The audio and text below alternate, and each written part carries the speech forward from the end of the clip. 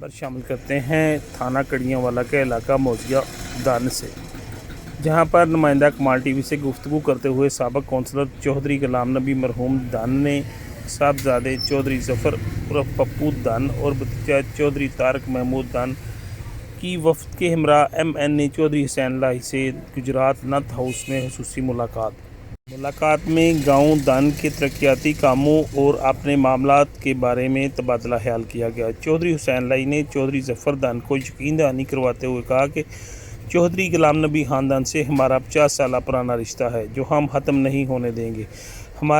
آپ ہمارے پرانے پارٹی ورکر ہیں۔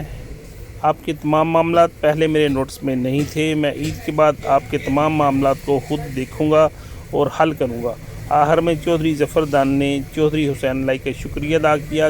رپورٹ نمائندہ کمال ٹی وی HD۔